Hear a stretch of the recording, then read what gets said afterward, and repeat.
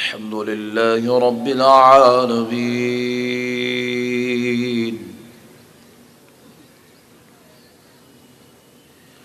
والصلاة والسلام على سيد الأنبياء والمرسلين،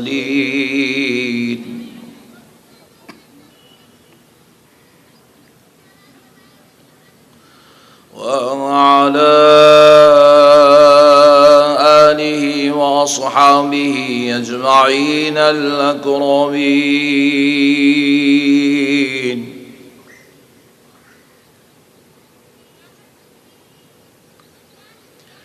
أشهد أن لا إله إلا الله وحده لا شريك له،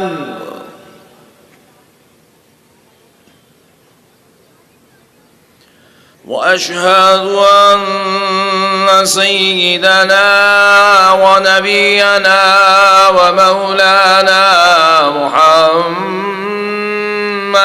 عبده ورسوله،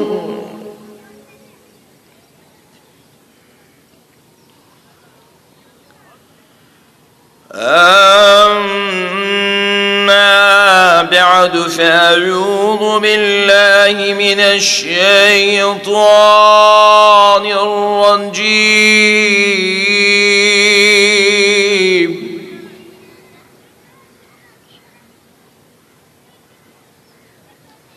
بسم الله الرحمن الرحيم.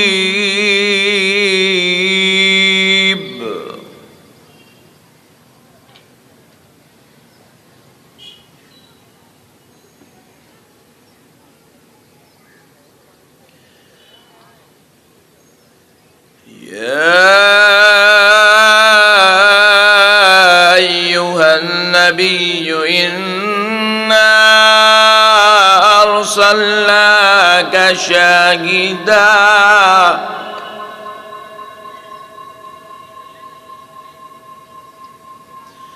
شاهدا ومبشرا ونذيرا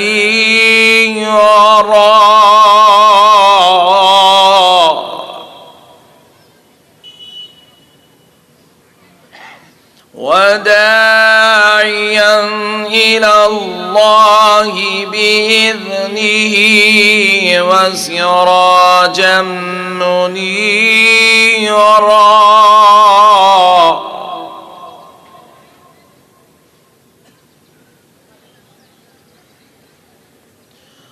وبشر المؤمنين بأن لهم من الله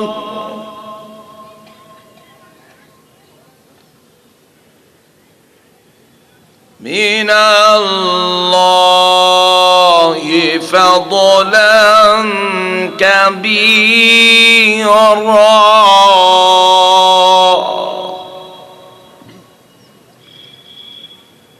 صدق الله العظيم، وبلغنا رسوله النبي الكريم.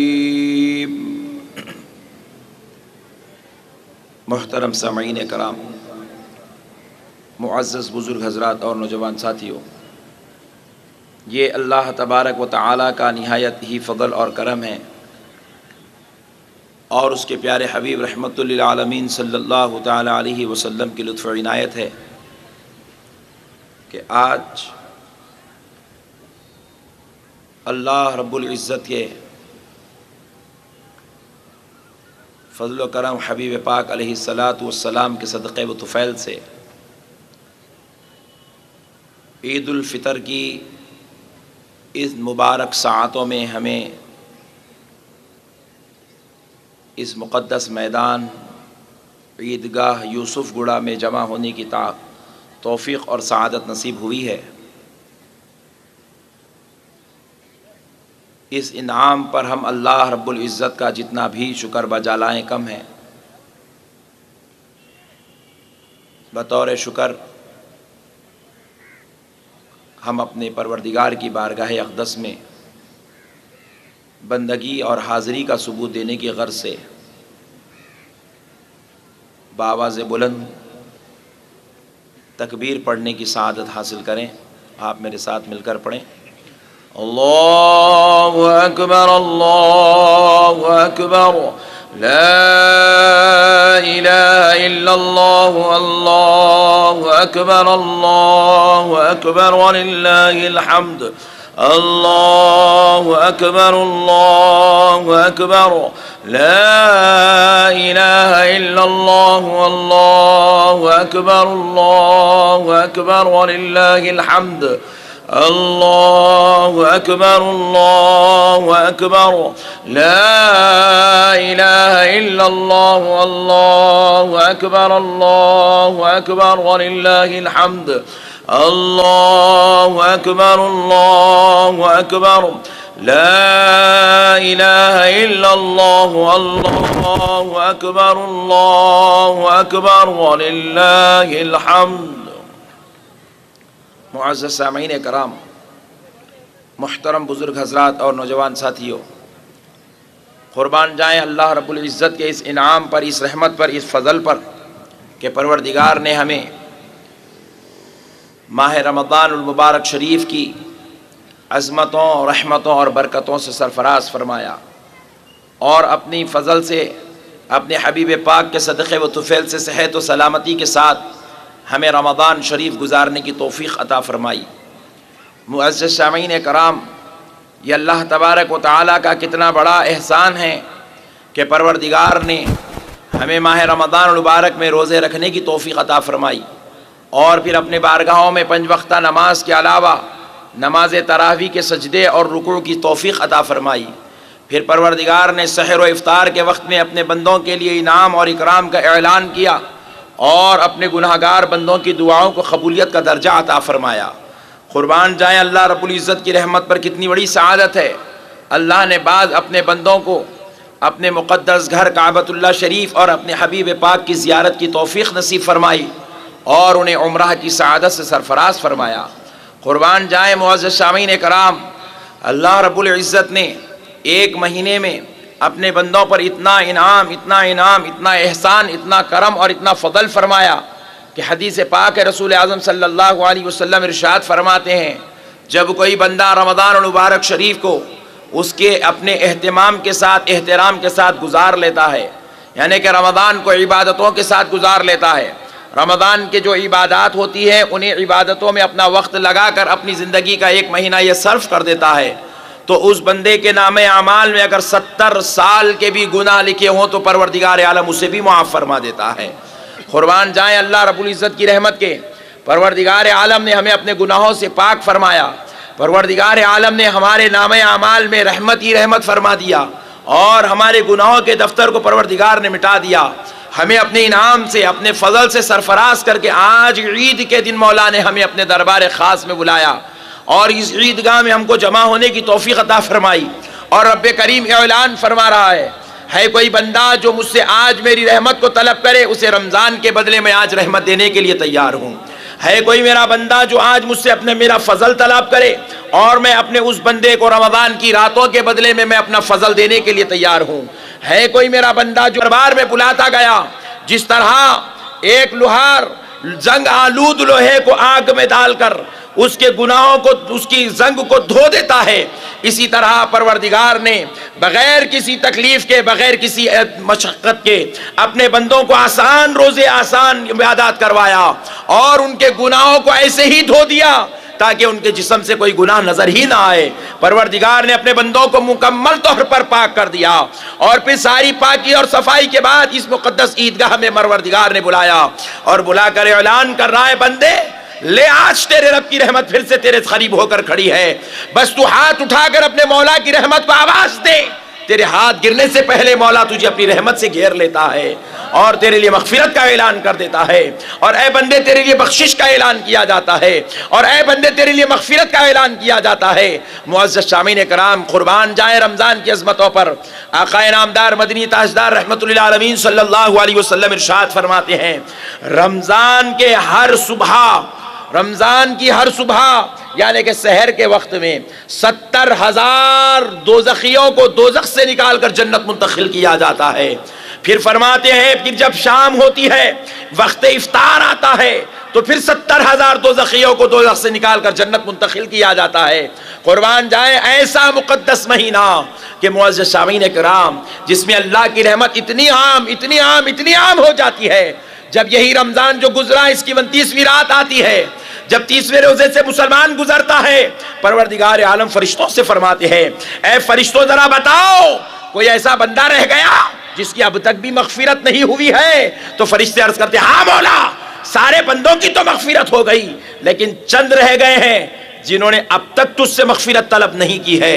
اللہ اکبر کبیرہ، جنہوں نے اب تک تجھ سے نجات نہیں مانگی ہے، جنہوں نے اب تک تجھ سے بخشش طلب نہیں کیا۔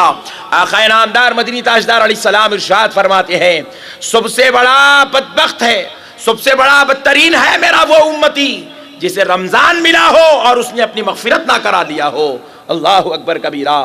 تو فرمایا گیا، حدیث پاک رسول اللہ فرماتے ہیں، فرشتوں نے عرض کیا، مولا ہاں چند بدبخت ہیں جنہوں نے اب تک تجھ سے مغفرت طلب نہیں کی۔ تو مولا کریم رب عز و جل ارشاد فرماتے ہیں، اے فرشتوں جاؤ کسی بھی بہانے سے اسے اٹھا کر مسجد لے آؤ، وہ ایک بار بھی سجدہ کر کے ہمیں پکار لے تو ہم اب معاف کرنے کے لیے تیار ہیں۔ ایک بار بھی سجدہ کر کے ہمیں پکار لے تو آج ہم اسے معاف کرنے کے لیے تیار ہیں۔ قربان جائیں دوستو، ایسا عظمت والا مقدس مہینہ ہم گزار کر اس عیدگاہ میں تشریف لائے ہیں، اور آج بھی ہمارے رب کی رحمتیں ہمیں لوٹنی ہیں، اس کا انعام ہمیں لوٹنا ہے، اس کا فضل ہمیں لوٹنا ہے۔ آئیے معزز سامعین کرام، اس کے فضل کو لوٹنے کے لیے ہم اس کے نبی مکرم رحمت اللہ العالمین صلی اللہ علیہ وسلم کے مقدس ذکر سے اپنے قلوب کو اور اپنی مجلس کو سجانے کی کوشش کرتے ہیں، جن کے صدقے و طفیل سے اللہ نے یہ مقدس رمضان بھی ہم کو عطا فرمایا، اور یہ مقدس عید الفطر بھی اللہ نے ہم کو عطا فرمائی۔ یہ سب نبی پاک کا صدقہ ہے۔ اللہ اپنے حبیب پاک کے صدقے میں، اپنے نبی کریم کے صدقے میں اللہ اپنے بندوں کو یہ ساری نعمتوں سے سرفراز کر رہا ہے۔ آپ پوچھیں مولانا یہ نبی پاک کا صدقہ کیوں؟ اللہ بھی تو اپنے بندوں سے محبت کرتا ہے، اللہ بھی تو اپنے بندوں سے پیار کرتا ہے، یہ تو اللہ کا انعام ہے۔ تو ہم کہتے ہیں خدائے رب ذوالجلال کی قسم یہ اللہ ہی کا انعام ہے، لیکن یہ امت کو نصیب ہو رہا ہے تو یہ سرکار کے صدقے میں نصیب ہو رہا ہے۔ آپ دیکھیے، غور کیجئے گا، حضرت آدم سے لے کر حضرت عیسیٰ علیہ السلام تک 1,24,000 پیغمبر کم و بیش تشریف لائے، لیکن سارے انبیاء اکرام کے پاس اللہ رب العزت نے اپنا انعام بھیجا، اپنا فضل بھیجا۔ جن انبیاء اعظام کو اللہ نے امت عطا فرمائی، کتاب عطا فرمائی، شریعت عطا فرمائی، آپ ذرا غور کر کے دیکھیے، ان کی امت میں اللہ رب العزت نے حج نہیں رکھا تھا، کسی بھی نبی کی امت نے حج نہیں کیا۔ آدم علیہ السلام سے لے کر عیسیٰ علیہ السلام تک جتنے نبیوں کو امت ملی، کسی بھی نبی کی امت نے حج نہیں کیا تھا۔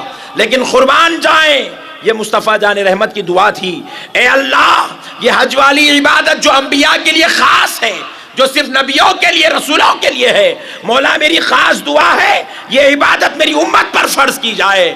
حبیب پاک نے ہاتھ اٹھا دی، ہاتھ گرنے سے پہلے مولا نے کہہ دیا، میرے مصطفیٰ تیری محبت کی قسم، اگر یہ دعا اگر یہ آپ چاہتے ہو کہ حج آپ کی امت کو مل جائے جو نبیوں کے لیے ہم نے بنایا تھا، لو آپ کی خاطر یہ حج والی عبادت آپ کی امت کو عطا کر دیا جاتا ہے۔ قربان جاؤ دوستو، حج ہماری پاس نہیں تھا، یہ نبی پاک کے صدقے میں اس امت کو حج نصیب ہوا ہے۔ یہی نہیں بلکہ آپ اور ذرا غور کر کے دیکھیں، دیگر امتوں کے پاس عبادت کے دن بھی تھے، رات بھی تھے، لیکن قربان جاؤ لیلۃ القدر کسی امت کے پاس نہیں تھی، لیلۃ القدر کسی امت کے پاس نہیں تھی۔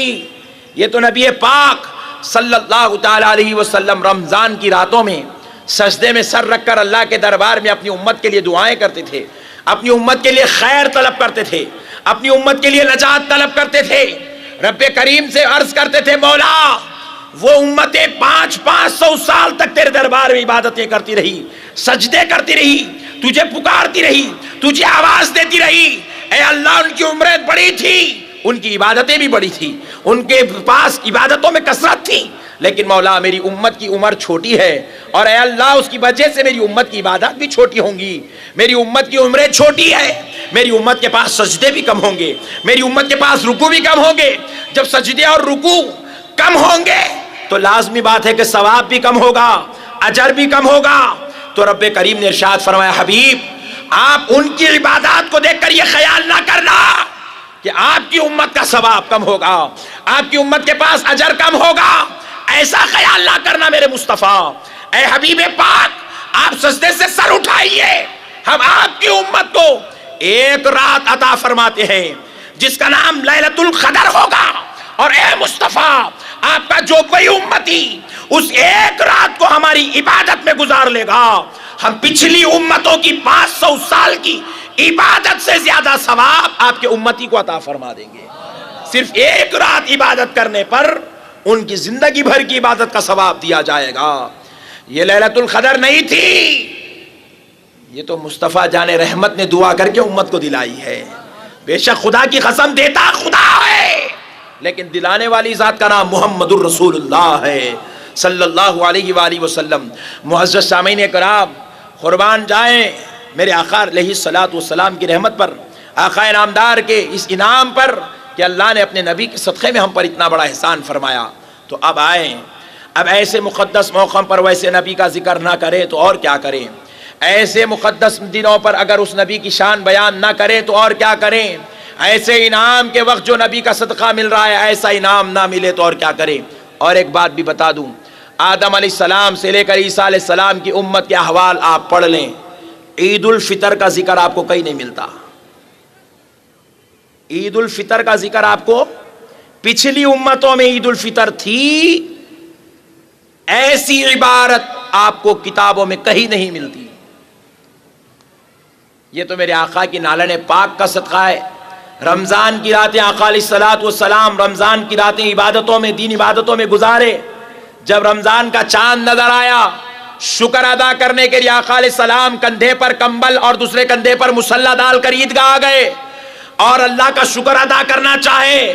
اللہ کو اپنے حبیب کی یہ ادا اتنی پسند آئی، اتنی پسند آئی، کہا ہے پیارے مصطفیٰ آپ عیدگاہ کی طرف تشریف لے گئے، کھلے میدان میں تشریف لے گئے، آپ نے مصلی بچھایا، کمبل اوڑھ کر آپ نے نماز پڑھی۔ حبیب پاک آپ کا یہ نماز پڑھنا ہمیں اتنا پسند آیا، آپ اپنی امت سے کہہ دو اگر وہ آپ کی سنت کو زندہ کر لیں گے تو ہم انہیں جنتیوں میں شامل فرما دیں گے، ہم انہیں جنتیوں میں شامل فرما دیں گے۔ ارے آج عید الفطر میں بھی مسلمان بیٹھا ہوا ہے، دنیا کا ہر مسلمان آج عید الفطر منا رہا ہے، عیدگاہوں میں جمع ہو رہا ہے، نماز عید ادا کر رہا ہے، آپس میں ایک دوسرے کو مبارکبادیاں دے رہا ہے، لذیذ غذاؤں کا استعمال کر رہا ہے، بہترین عمدہ لباس پہن کر، عطر اور سرمے کا اہتمام کر کر، غسل اور پاک دامنی کا اہتمام کر کے عیدگاہ آیا ہے۔ مجھے کہنے دو، ثواب اس عمل پر دینے والا خدا اور عمل کی دلانے والی ذات کا نام محمد الرسول اللہ ہے۔ یہ حبیب پاک کا صدقہ ہے کہ اللہ رب العزت نے ہمیں اس انعام سے سرفراز فرمایا۔ یہ حبیب پاک کا صدقہ ہے، اللہ نے ہم کو برکت عطا فرمائی، نبی پاک کے عمل کو اللہ نے امت کے لیے جاری فرما دیا۔ آئے پیارے بزرگوں اور دوستو، ہمارے پیارے آقا رحمت للعالمین صلی اللہ تعالی علیہ وسلم کی مبارک شان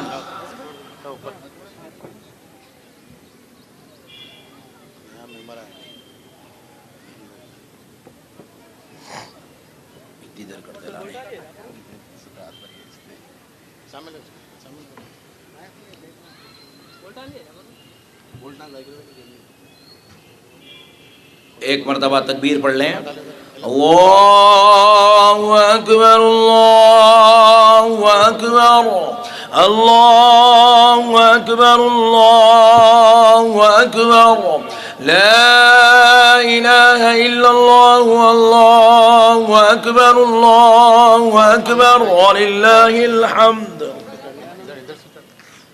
قربان جائیں پیارے دوستو، اللہ رب العزت کی رحمت حبیب پاک رحمت للعالمین صلی اللہ تعالی علیہ وسلم کے صدقے و طفیل سے ہے۔ آپ ذرا غور کیجئے، ایک بڑی اور لذیذ بات آپ کے سامنے عرض کرتا ہوں، جامع نکتہ ہے، آپ سماعت فرمائیں۔ اللہ نے جو اپنے بندوں کو دیا تھا وہ قبلہ بیت المقدس تھا۔ کون سا تھا بھائی ذرا بولیں؟ بیت المقدس تھا۔ ہمارے آقا علیہ الصلوۃ والسلام کی یہ شان کریمی ہے کہ آپ ذو القبلتین ہیں، دو قبلے والے ہیں آپ۔ ہر نبی ایک ہی قبلے کی طرف رخ کر کے عبادت کرتے رہے۔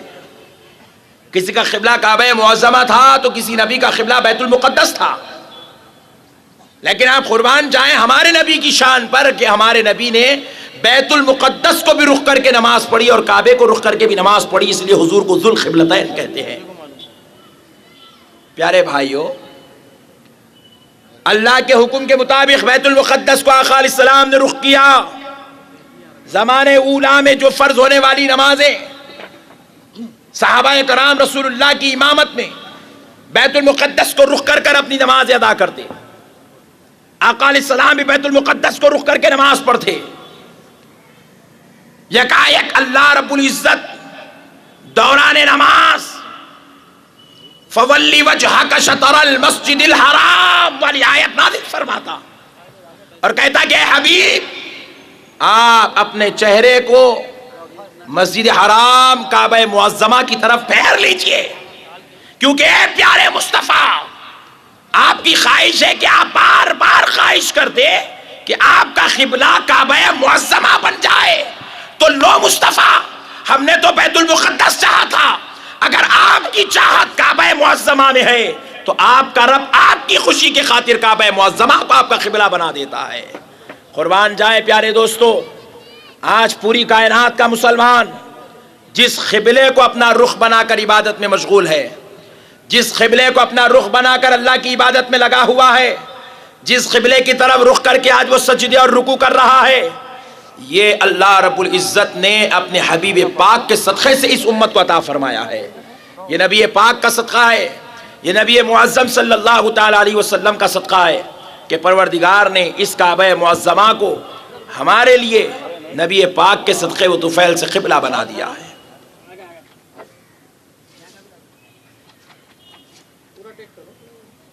آپ تکبیر پڑھ لیں، اللہ اکبر اللہ اکبر اللہ اکبر اللہ اکبر لا الہ الا اللہ اللہ اکبر وللہ الحمد اللہ اکبر لا الہ الا اللہ اللہ اکبر وللہ الحمد۔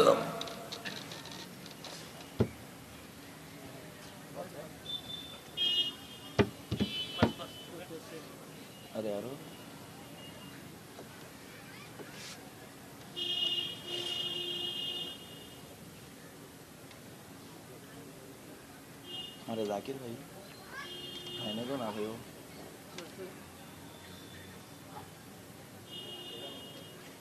ایک مرتبہ درود پاک پڑھ لیں، اللہم صلی علی سیدنا مولانا محمد وعلی آلہ وصحبہ افضل صلواتک وعدد معلوماتک وبارک وسلم، صلاۃ و سلام علیک یا رسول اللہ، صلاۃ و سلام علیک یا حبیب اللہ، صلی اللہ تعالی علیک وآلہ واصحابہ وسلم۔ اللہم صلی وسلم بارک علی سیدنا و نبینا مولانا محمد وعلی آلہ وصحبہ افضل صلواتک وعدد معلوماتک وبارک وسلم، صلاۃ و سلام علیک یا رسول اللہ، صلاۃ و سلام علیک یا حبیب اللہ، صلی اللہ تعالی علیہ وآلہ واصحابہ وسلم۔ معزز سامعین اکرام، یہ اللہ رب العزت کا بہت ہی بڑا احسان عظیم ہے کہ پروردگار نے اپنے پیارے حبیب رحمت للعالمین صلی اللہ علیہ وسلم کے صدقے و طفیل سے اس امت کو یہ انعام، یہ اکرام، یہ نوازشات، یہ احسانات سے سرفراز فرمایا ہے۔ اللہ کی رحمت کے قربان جائیں معزز سامعین اکرام، آقا نامدار مدنی تاجدار صلی اللہ تعالی علیہ وسلم خود ارشاد فرماتے ہیں، اللہ رب العزت نے میری امت پر خاص انعام فرمایا کہ میری امت کے لیے زمین کی ہر جگہ کو مولا نے سجدہ گاہ بنا دیا ہے۔ گزشتہ امتوں کے لیے اگر وہ نماز پڑھنا چاہتے تو مسجد کا ہونا لازم تھا. ہر جگہ انہیں نماز پڑھنے کی اجازت نہیں تھی. وہ جنگل و بیاباں میں نماز نہیں پڑھ سکتے تھے, وہ میدانوں میں نماز نہیں پڑھ سکتے تھے. اللہ رب العزت کے ان بندوں کے لیے اللہ ہی کی جانب سے یہ حکم تھا کہ مسجد خاص تھی, سجدے گاہ کی جگہ خاص تھی, وہ ان مقامات پر جاتے تو سجدہ کر سکتے تھے.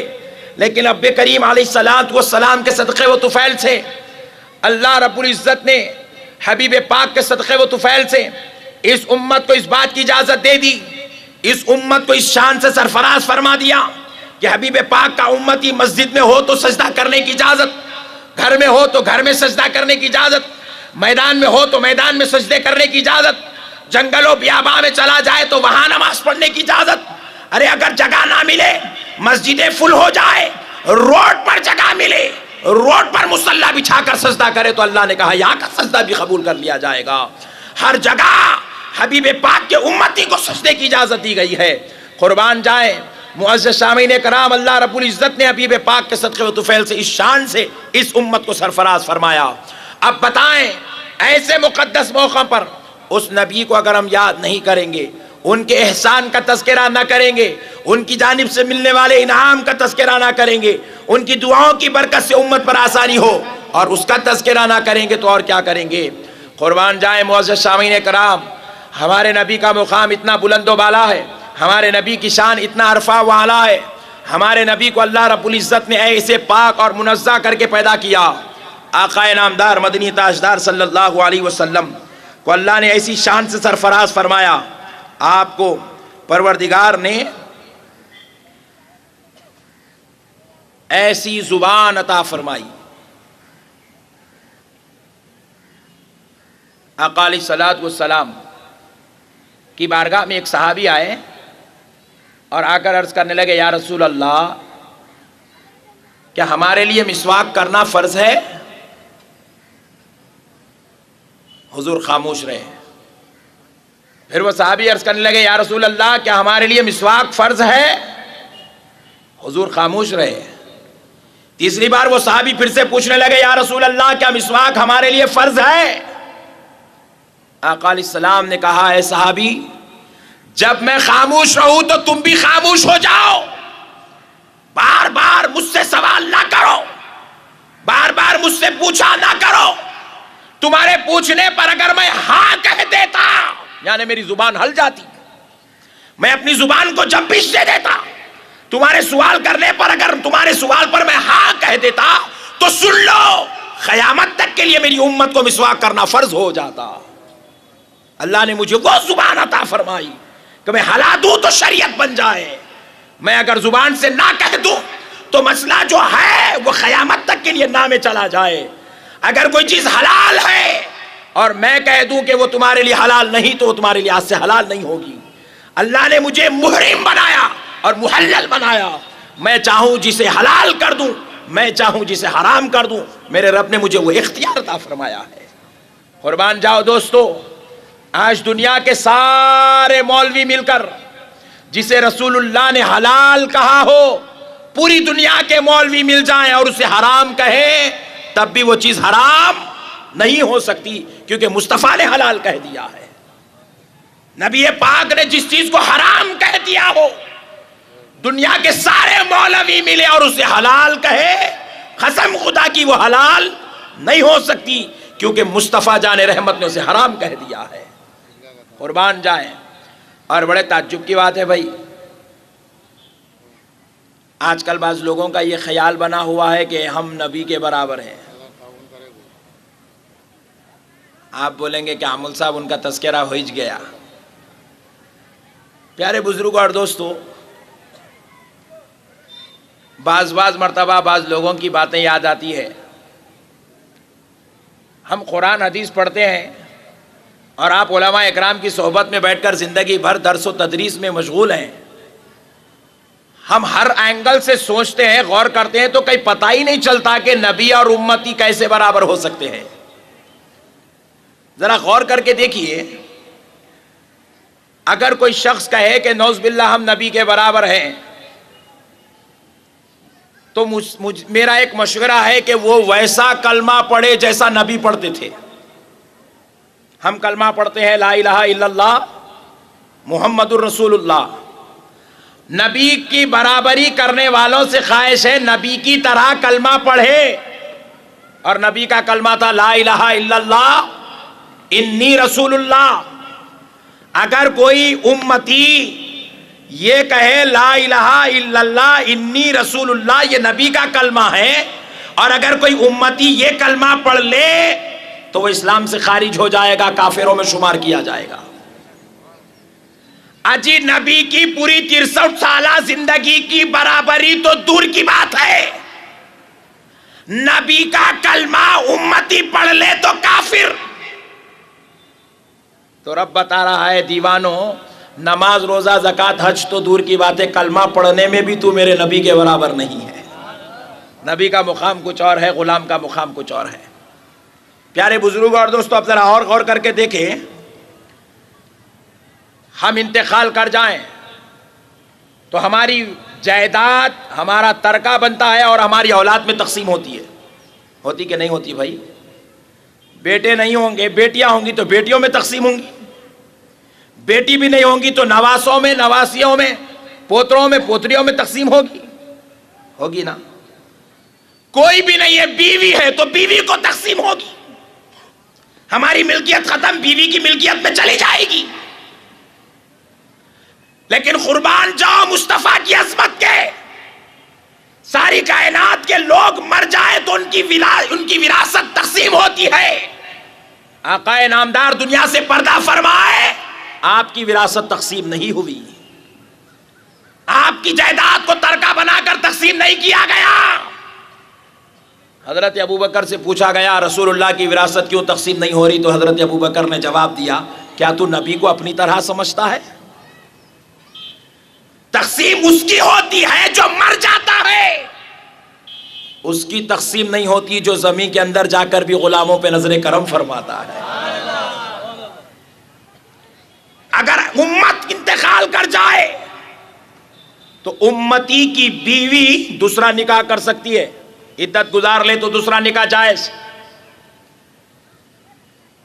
ساری کائنات کا کوئی بھی مولوی مر جائے، کتنا ہی بڑا سورما کیوں نہ ہو، کتنی بڑی جماعت کا فاؤنڈر کیوں نہ ہو. آج کل نئے نئے جماعتیں نکل رہے ہیں، نئے نئے لوگ فاؤنڈر بن رہے ہیں. ایک صاحب کو طہارت کا مسئلہ نہیں معلوم تھا، انہوں ایک جماعت کھول لے کے بیٹھ گئے. بڑے بڑے مولوی مر جائے، ان کی بیوی کی عمر 80 سال ہو تب بھی اجازت ہے، وہ چاہی تو نکاح کر سکتی ہے.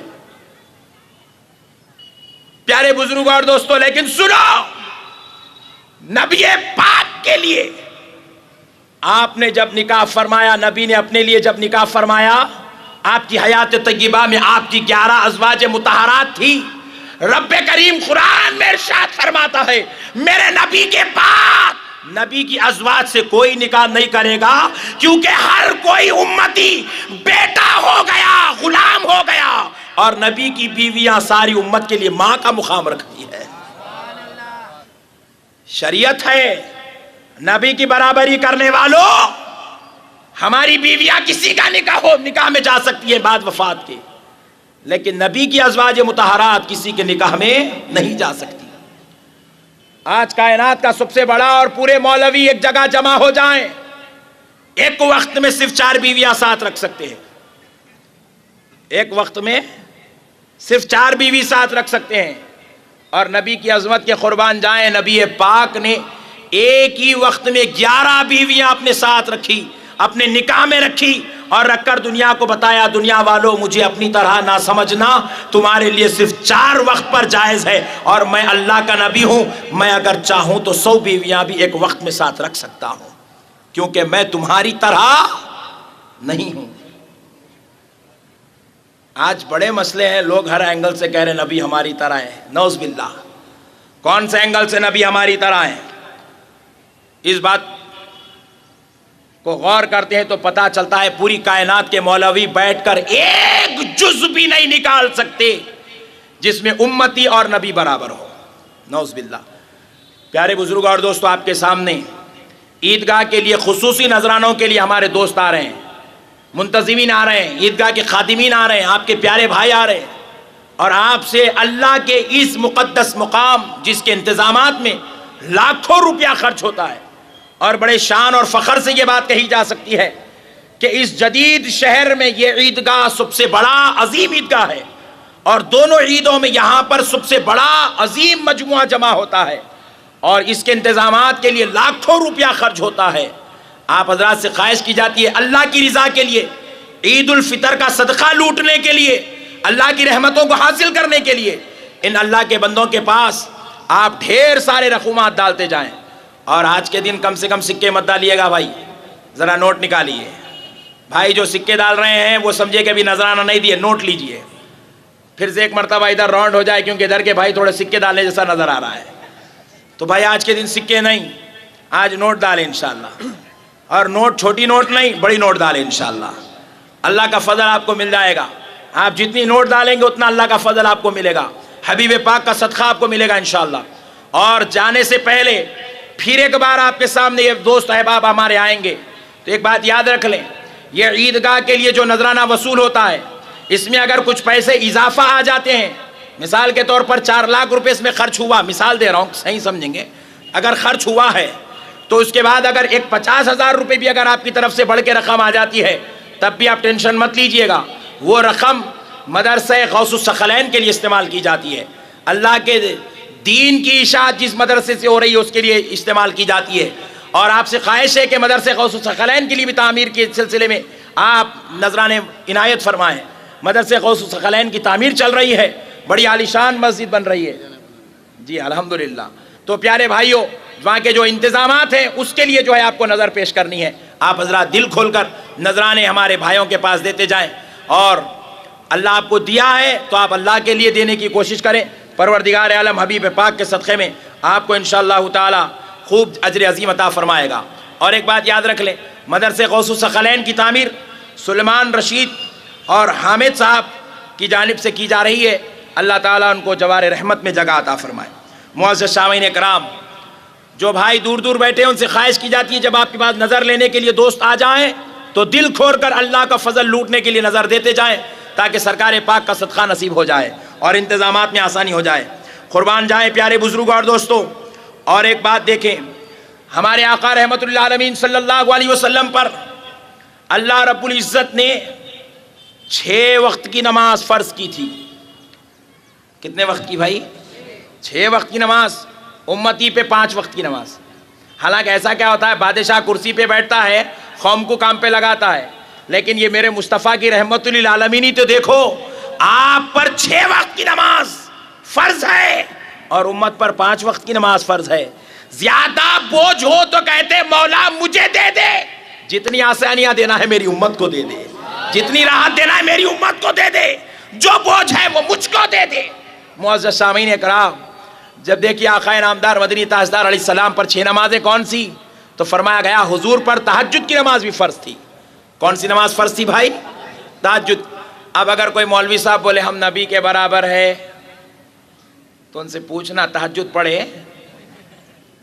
رمضان میں نصیب نہیں ہے لوگوں کو تہجد، اور نبی پاک کی زندگی میں ایک مرتبہ بھی جب سے نماز فرض ہوئی حضور نے کبھی تہجد فرض ہے نعوذ باللہ چھوٹنے کا تو خیال بھی پیدا نہیں ہو سکتا۔ نبی پر تہجد فرض تھی، امت پر تہجد فرض نہیں ہے، نفل ہے۔ پوچھا مولا نبی پہ تہجد کو فرض کیا امت پہ نہیں کیوں؟ تو رب نے کہا اسی لیے میں تمہیں بتانا چاہتا ہوں کہ تم میرے نبی کے برابر نہیں ہو، تم میرے نبی کے جیسے نہیں ہو، اس لیے تم پر تہجد فرض نہیں ہے۔ وہ نبی ہے اس لیے ان پہ تہجد فرض ہے۔ قربان جائے پیارے بزرگوں اور دوستوں، اور ایک بات دیکھیں، کھانا تو ہم بھی کھاتے ہیں، کھانا تو نبی نے بھی کھایا ہے، اور بعض لوگ اپنے کھانے کو نبی کے کھانے سے تقابل کرتے ہیں، کہتے ہیں کھانا تو ہم بھی کھا رہے ہیں، کھانا نبی کھا رہے ہیں، جہاد ہم بھی کر رہے ہیں، جہاد نبی بھی کر رہے ہیں، تبلیغ ہم بھی کر رہے ہیں، تبلیغ نبی نے بھی کیا، گھر چھوڑ کے ہم بھی نکل رہے ہیں، گھر چھوڑ کے نبی نے نکلا، نعوذ باللہ۔ اپنے عمل کو نبی سے ملا کر امت کو گمراہ کر رہا ہے نادان۔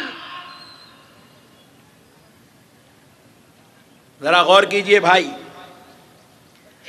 اللہ رب العزت نے اپنے نبی پاک رحمت للعالمین صلی اللہ تعالیٰ علیہ وسلم کو کیسی شان سرفراز